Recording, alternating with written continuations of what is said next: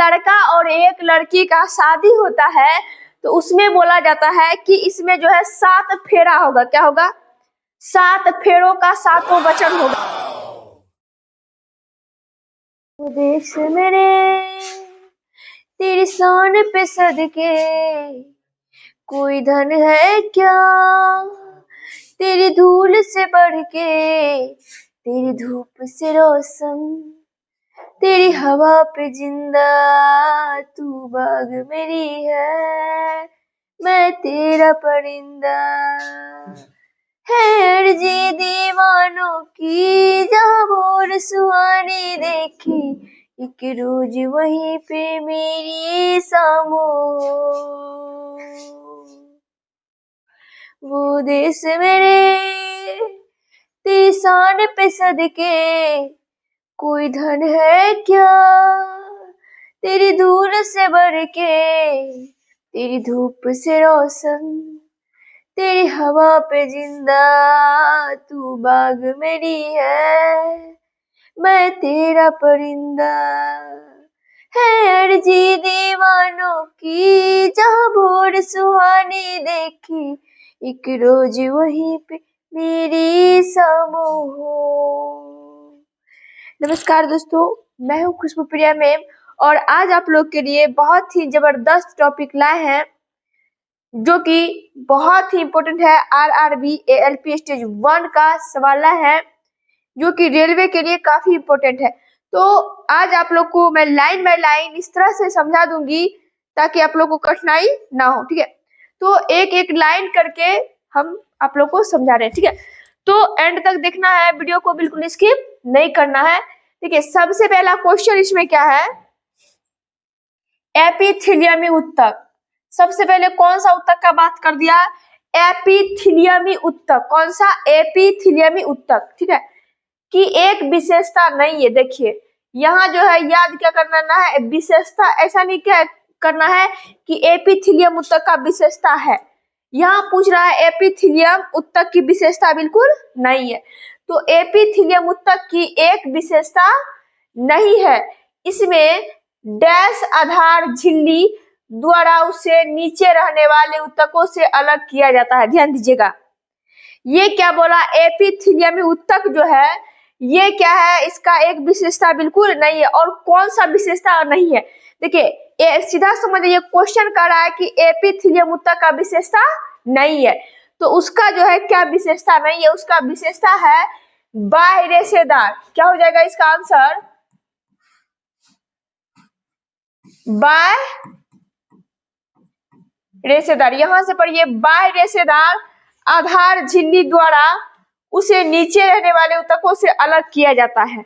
ये क्या है? एपिथेलियम उत्तक का विशेषता नहीं है। ठीक है, नेक्स्ट क्वेश्चन है परागण की प्रक्रिया में। ध्यान दीजिएगा, परागण की प्रक्रिया में डैश को पुंकेसर से वर्तिकाग्र तक स्थानांतरित किया जाता है। ध्यान दीजिएगा, ये परागण की प्रक्रिया सबसे पहले आप लोग को समझाएंगे।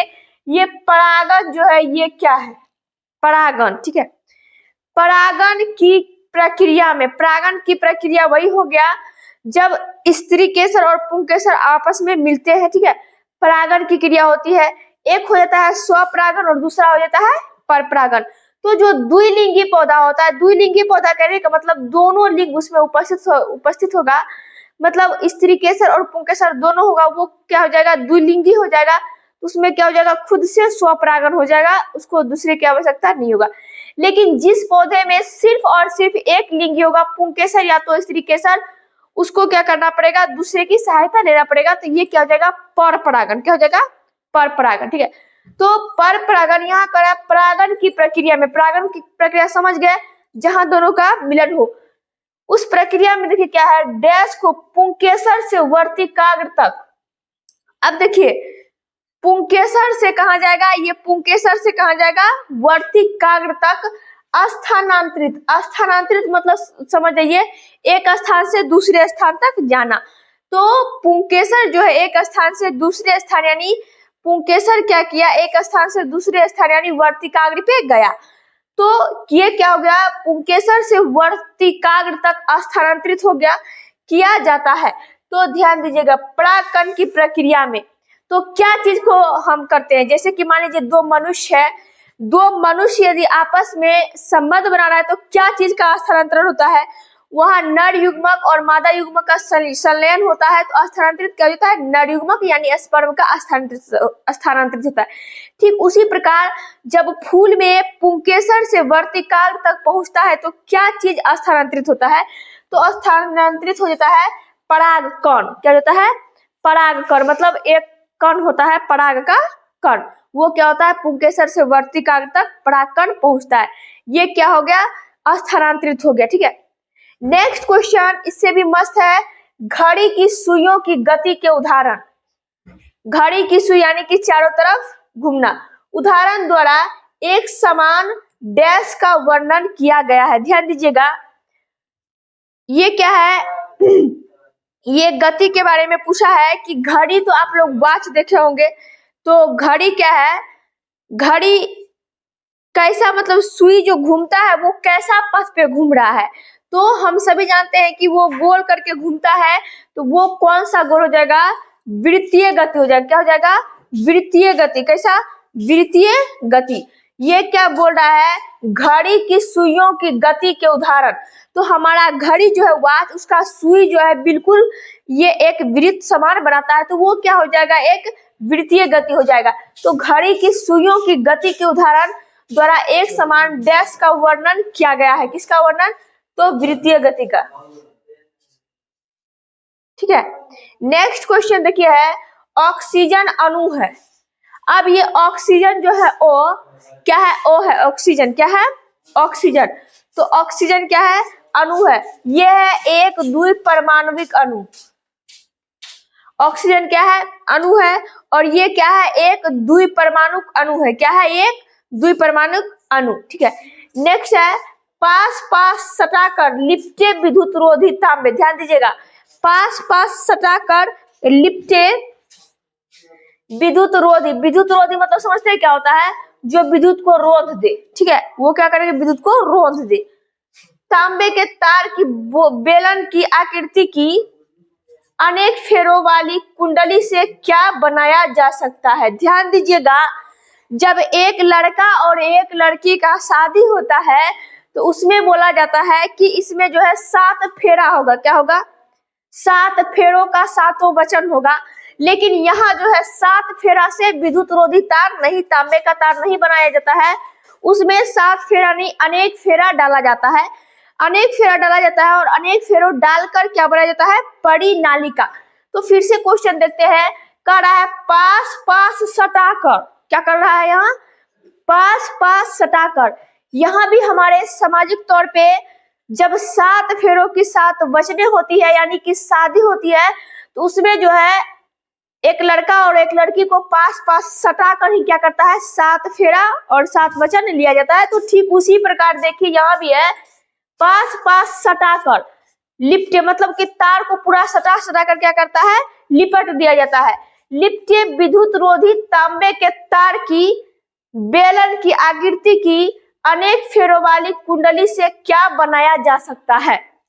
तो हम आप लोग से पूछेंगे कि जब 7 फेरा होता है और 7 वचन होता है, तो 7 फेरों को और 7 वचनों को मिलाकर क्या बनाया जाता है, तो एक लड़का और एक लड़की अविवाहित से विवाहित बनाया जा सकता है। तो ठीक उसी प्रकार जब यहाँ अनेक फेरा होता है, 7 फेरा में जब लड़की दुल्हन बन सकती है, तो यहाँ अनेक फेरा से क्या बन सकता है, तो परिनालिका बन सकता है। तो ध्यान दीजिएगा, यहाँ अनेक फेरों वाली कुंडली से क्या बन गया, यहाँ बन गया परिनालिका। क्या बन गया, परिनालिका। ठीक है, नेक्स्ट क्वेश्चन देखिए, इससे भी जबरदस्त है। ये क्वेश्चन है, जठर रस का पीएच मान डैश होता है। जठर रस, क्या, जठर रस का जो पीएच मान होता है ये क्या होता है, तो ये जठर रस का पीएच मान जो है सबसे कम होता है। जठर रस का पीएच मान क्या होता है, सबसे कम होता है। नेक्स्ट क्वेश्चन है, सक्रियता श्रेणी के अनुसार आयरन डैश से अधिक अभिक्रियाशील है। ध्यान दीजिएगा, ये सक्रियता श्रेणी के अनुसार आयरन जो है डैश से अधिक अभिक्रियाशील है। ध्यान दीजिएगा, बोला जाता है कुत्ता जो है, कुत्ता अपने क्षेत्र में भी शेर होता है। ठीक है, कुत्ता अपने क्षेत्र में भी शेर होता है। तो ठीक उसी प्रकार जरूरी नहीं है कि कुत्ता हर जगह शेर ही होगा।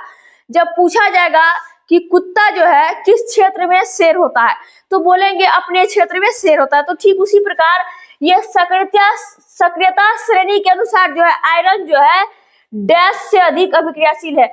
आयरन कब जो है अधिक क्रियाशील है, तो सक्रियता श्रेणी के आधार पे। किससे, तो कॉपर से। जरूरी नहीं कि हर वक्त ये अधिक अभिक्रियाशील ही होगा। जैसे कि कुत्ता जो है ये कुतवा हमेशा जो है अपने क्षेत्र में ही शेर होगा, बाहर जाएगा तो फिर वो कुतवा ही कहलाएगा। तो ठीक उसी प्रकार ये सक्रियता श्रेणी के अनुसार ही सिर्फ और सिर्फ आयरन जो है सक्रियता श्रेणी के आधार पर ही कॉपर क्या है अधिक क्रियाशील, कॉपर से अधिक क्रियाशील है। कौन, सक्रियता श्रेणी के अनुसार आयरन डैश से अधिक अभिक्रियाशील है, कॉपर से अधिक है। कौन, आयरन। ठीक है, वो भी किसके अनुसार, सक्रियता श्रेणी के अनुसार। या जैसे कुत्ता किसके अनुसार अपने क्षेत्र में शेर है, तो वो अपने क्षेत्र के अनुसार। ठीक है, नेक्स्ट क्वेश्चन इससे भी जबरदस्त है। शर्करा पदार्थ कोशिकाओं की डैश में जमा नहीं होता है। अब देखिए कह रहा है शर्करा पदार्थ जो है कोशिकाओं की किस भाग में जो है जमा बिल्कुल नहीं होता है, तो ये जो है रसधानियों में जमा नहीं होता है। किसमें, रसधानियों में बिल्कुल जमा नहीं होता है। नेक्स्ट है विभिन्न कोशिका अंगक जैसे माइटोकॉन्ड्रिया, राइबोसोम आदि मिलकर जीवन की मूल इकाई का निर्माण करते हैं, जिसे कहा जाता है। ध्यान दीजिएगा क्या बोला, विभिन्न कोशिका अंगक जैसे माइटोकॉन्ड्रिया, राइबोसोम आदि मिलकर जीवन की मूल इकाई का निर्माण करते हैं, जिसे क्या कहा जाता है। जैसे देखिए हमारा शरीर जो है ये भी एक कोशिका से नहीं बना है, अनेक कोशिकाओं से मिलकर हमारा शरीर बना है। तो हम है क्या, बहुकोशिकीय जीव। तो ठीक उसी प्रकार ये विभिन्न कोशिका मतलब बहुत अलग अलग कोशिका अंगक, जैसे कि कौन कौन कोशिका, देखिए माइटोकॉन्ड्रिया है, राइबोसोम है आदि मिलकर जीवन की मूल इकाई का निर्माण करते हैं, जिसे क्या कहते हैं, उसे कहते हैं कक्ष यानी कि सेल कहा जाता है। क्या कहा जाता है, कक्ष यानी कि सेल। नेक्स्ट क्वेश्चन, कोलाइडल विलयन के अवयव परिक्षिप्त प्रावस्था और डैश माध्यम है। ये क्या है, इसका आंसर हो जाएगा परिक्षेपण। क्या हो जाएगा, परिक्षेपण। तो आप लोग को जो है सिर्फ और सिर्फ हमारा वीडियो का इंतजार करना है। आप लोग को रोज bye rose, daily by daily routine हिसाब से टाइम बाय टाइम आप लोग को वीडियो ऐसा ही मिलते रहेगा। और वीडियो जो है, वीडियो नहीं है, ये क्वेश्चन इंपॉर्टेंट है, बहुत ही जबरदस्त है। तो आप लोग क्या करते हैं, हम लोग सब मिलकर क्या करते हैं, वीडियो को स्किप कर देते हैं, पढ़ते नहीं है। सिर्फ और सिर्फ जो है आप लोग इस वीडियो को देखिए और ध्यान दीजिए कि क्वेश्चन बहुत ही इंपॉर्टेंट है। लेकिन हम लोग जो है पढ़ाई लिखाई पे कम और सिर्फ हमारा वीडियो का इंतजार नहीं करके आप लोग कौन सा सॉन्ग सुनते रहते हैं, क्या बताऊं तुझे कितना प्यार किया, हर घड़ी बस तेरा इंतजार किया।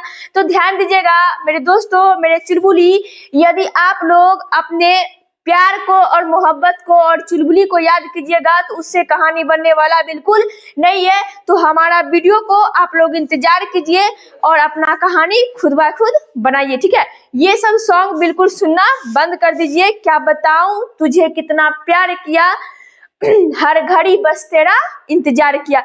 तो चुलबुली का इंतजार बिल्कुल नहीं करना है। ये चटपटा मसाला हम आप लोगों के लिए लेकर आए हैं, बिल्कुल आप लोगों के लिए। तो सिर्फ और सिर्फ इसका इंतजार कीजिए और भारी से भारी लाभ उठाइए। बहुत ही जबरदस्त क्वेश्चन है। तो देखिए पहला क्वेश्चन इसमें है, किसी पिंड पर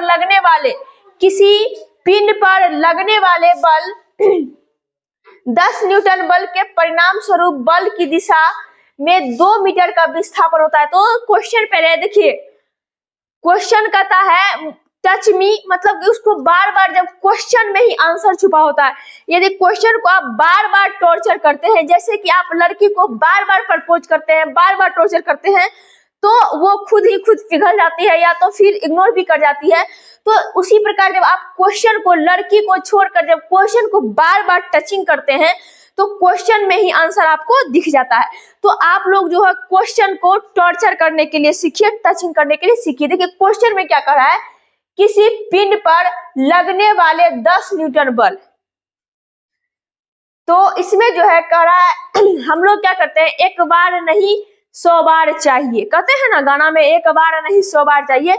तो आप लोग क्वेश्चन एक बार में समझ में नहीं आए तो उसको बार बार रिपीट कीजिए, एक बार नहीं 100 बार कीजिए, बस आपको आंसर मिल जाएगा। देखिए इसमें क्या कर रहा है, किसी पिंड पर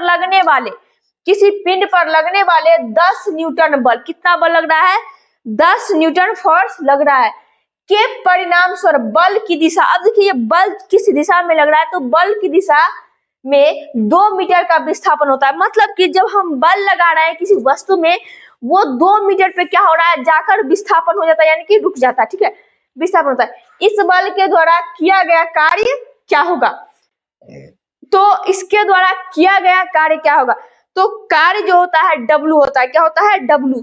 और इसमें देखिए 10 न्यूटन बल, तो F जो है, F कितना है, 10 न्यूटन निकल गया, F क्या निकल गया है, 10 न्यूटन। और 2 मीटर का यहाँ क्या है, विस्थापन है, तो विस्थापन जो है D कितना है विस्थापन, ये विस्थापन हो गया आपका 2। तो दोनों जो है इसका क्या बोल रहा है, बल के द्वारा किया गया कार्य। तो किया गया जो कार्य है ये क्या हो जाएगा, किया गया कार्य हो जाएगा आपका बल गुना विस्थापन। तो ये जब गुना कर देंगे ये क्या हो जाएगा, 20 जूल हो जाएगा, क्या हो जाएगा, 20 जूल। नेक्स्ट क्वेश्चन है, मलेरिया परजीवी किस प्रकार का अलैंगिक प्रजनन दर्शाता है। ध्यान दीजिएगा, मलेरिया जो है, मलेरिया परजीवी किस प्रकार का अलैंगिक प्रजनन करता है। तो हम मलेरिया का बात कर रहे हैं, यहाँ लवेरिया यानी लव का बात नहीं कर रहे हैं, आप लोगों को ध्यान देना है, मलेरिया बोले, ठीक है। तो मलेरिया परजीवी किस प्रकार का, मलेरिया परजीवी जो है यह किस प्रकार का अलैंगिक प्रजनन करता है, तो यह करता है बहुविखंडन। क्या करता है, बहुविखंडन। नेक्स्ट क्वेश्चन है, किसी गोलाकार दर्पण के वक्रता केंद्र पर, ध्यान दीजिएगा, गोलाकार दर्पण, क्या बोला, गोलाकार दर्पण। तो गोलाकार दर्पण में जो है, गोलाकार दर्पण के वक्रता केंद्र क्या हो जाएगा, C हो जाएगा केंद्र, और ध्रुव को मिलाने वाली रेखा को क्या कहते हैं। तो ध्यान दीजिए, वक्रता केंद्र C हो गया और ध्रुव P हो गया, तो C और P को मिलाने वाली रेखा को क्या कहेंगे, उसे कहेंगे प्रमुख अक्ष। क्या कहेंगे, प्रमुख अक्ष या तो प्रधान अक्ष कहते हैं, ठीक है, आप लोग 10th में फिजिक्स में पढ़े होंगे। नेक्स्ट क्वेश्चन है, कौन सा मिशन अंतरराष्ट्रीय अंतरिक्ष स्टेशन पर भारत की पहली मानव उपस्थिति का नेतृत्व करेगा, तो ये करेगा एक्सियोम 4। कौन करेगा, एक्सियोम 4। नेक्स्ट है, इंडी एल्बम हालात के लिए इंडी एल्बम हालात के लिए प्रसिद्ध कौन सा रेफर धारावी का मलिन बस्ती से निकलकर भारतीय हिप हॉप जगत में अग्रणी बन गया है। इसका आंसर हो जाएगा मैक अल्ताफ। क्या हो जाएगा, मैक अल्ताफ, ठीक है। नेक्स्ट क्वेश्चन है, सिल्वर क्लोराइड सूर्य के प्रकाश में डैश हो जाता है। ये सिल्वर क्लोराइड है, क्या है ये, सिल्वर क्लोराइड। तो ये सिल्वर क्लोराइड सूर्य के प्रकाश में जो है क्या हो जाता है, तो ये हो जाता है धूसर। क्या हो जाता है, धूसर। नेक्स्ट है, डैश अणु में त्रिआबंध गुणधर्म होता है। देखिए कौन सा अणु में त्रिआबंध की क्षमता होती है, तो खास तौर पर जो है नाइट्रोजन जो है ये त्रिआबंध होता है। क्या होता है, नाइट्रोजन। तो यहाँ जो है कह रहा है कि डैश अणु में त्रिआबंध गुणधर्म होता है, तो किस में होगा, ये होगा N2 में हो जाएगा। क्या हो जाएगा, किस में हो जाएगा, N2 में, ठीक है। नेक्स्ट क्वेश्चन है, दो पिंडों के बीच आकर्षण बल को पिंडों के द्रव्यमान के गुणनफल के अनुक्रमानुपाती होता है और पृथक्करण की दूरी के वर्ग के व्युत्क्रमानुपाती होता है, तो वो क्या कहलाएगा। ध्यान दीजिएगा, सबसे पहले क्वेश्चन समझेंगे।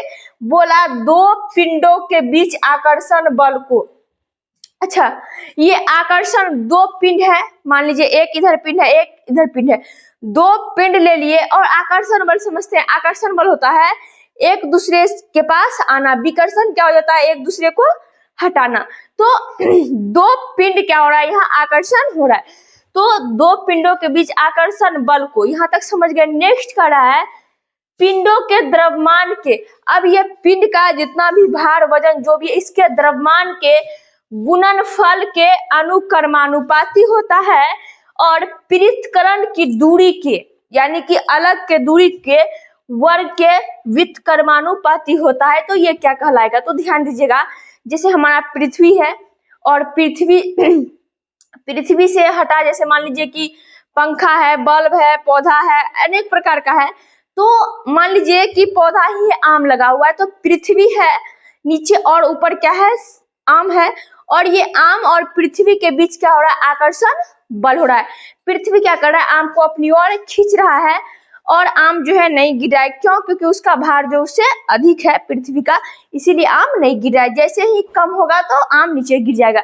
तो हमेशा पृथ्वी क्या करता है, अपनी ओर आकर्षित करती है और अपने ओर हमेशा बल लगाते रहता है। तो दो पिंड के बीच आकर्षण बल के पिंडों के द्रव्यमान के गुणनफल, अब वो आम का गुणनफल और पृथ्वी का जब हम वजन मापते हैं तो पृथ्वी का कई गुना ज्यादा हो जाता है, आम का कम हो जाता है।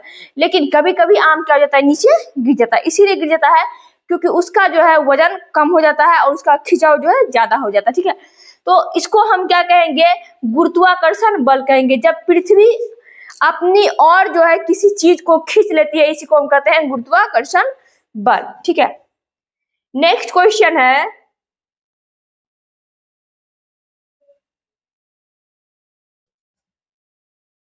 नेक्स्ट क्वेश्चन, इंडी एल्बम हालात के लिए प्रसिद्ध कौन सा रेफर धरावी के मलिन बस्ती से निकलकर भारतीय हिप हॉप जगत में अग्रणी बन गया है? तो ये है मेक अल्ताफ। क्या है? मेक अल्ताफ। नेक्स्ट है, सिल्वर क्लोराइड सूर्य के प्रकाश में डैश हो जाता है। देखिए, जब पढ़ने का मन नहीं होना तो हम लोग क्या करते हैं, प्रायः समझते समझते थक जाते हैं, बोलते बोलते या तो रिवाइज करते करते थक जाते हैं। तो कभी कभी मन होता है मोबाइल चलाकर गाना सुने, या तो मन करेगा घूमने का। तो घूमना फिरना कोई बड़ी बात नहीं है, थोड़ा बहुत घूमने के लिए, मूड चेंज करने के लिए अच्छी बात है। लेकिन हमेशा गाना सुनना या तो हमेशा घूमना ये अच्छी बात नहीं है। कुछ भी जो है ज्यादा अच्छा नहीं होता। तो हम खास करके हम जब पढ़ने बैठते थे तो उस टाइम जब बोरिंग लगने लगता था, तो जब क्वेश्चन पढ़ते थे, जैसे देखिए यहाँ हम क्वेश्चन पढ़ेंगे अभी कि सिल्वर क्लोराइड सूर्य के प्रकाश में डैश हो जाता है। अब यहाँ सिल्वर पढ़ते थे तो याद आ जाता था दिलबर। क्या याद आता है? दिलबर। तो वह थोड़ा सा सॉन्ग गा लेते थे, दिलबर दिलबर दिलबर। तो उसमें क्या होता था, थोड़ा माइंड जो है फ्रेश हो जाता है। थोड़ा सॉन्ग गा लीजिए या तो थोड़ा कुछ गुनगुना लीजिए, तो उसमें क्या होता है, माइंड थोड़ा सा फ्रेश हो जाता है। तो आप जो है बुक में ही सारी दुनिया आप ढूंढ सकते हैं, बस आपके पास माइंड और दिमाग होना चाहिए। सब कुछ क्या है, बुक में ही है। ठीक है, तो सिल्वर क्लोराइड सूर्य के प्रकाश में डैश हो जाता है। क्या हो जाता है? तो धूसर हो जाता है। क्या हो जाता है? धूसर। अब नेक्स्ट में देखिए, फिर पढ़ते थे डैश अणु में त्रिआबंध गुण धर्म होता है। अब सोचते थे ये होता है, अब किसी गाना में बोलता है ना, कोई भी गाना में बोल देता है होता है। तो जैसे मान लीजिए गाना है तुम पास आओ यूं मुस्कुराओ कुछ कुछ होता है। तो मतलब कि क्वेश्चन से रिलेटेड जो है हम गाना गाकर अपना मूड को चेंज कर लेते थे, ना कि घूम फिर कर टाइम बर्बाद करते थे। तो इस प्रकार जो है डैश अणु में त्रिआबंध गुणधर्म होता है। तो क्या कौन सा गुणधर्म होगा?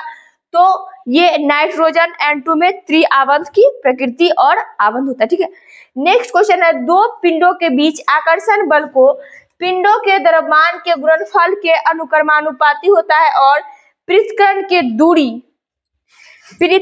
दूरी के वर्ग के व्युत्क्रमानुपाती होता है। इससे पहले समझा दिया। ये क्या है? गुरुत्वाकर्षण बल है। ठीक है, और ये गुरुत्वाकर्षण बल कौन दिए थे? न्यूटन दिए थे। उसके कपार पे क्या हो गया था? सेब गिर गया था, तो वो क्या कर दिया था? गुरुत्वाकर्षण बल दे दिया था। ये बहुत सिंपल सी बात है, आप सभी जानते हैं। तो आप लोग को वीडियो अच्छा लगे तो वीडियो को लाइक कीजिए, शेयर कीजिए। यदि आप चैनल पे नए हैं तो चैनल को सब्सक्राइब करें। धन्यवाद।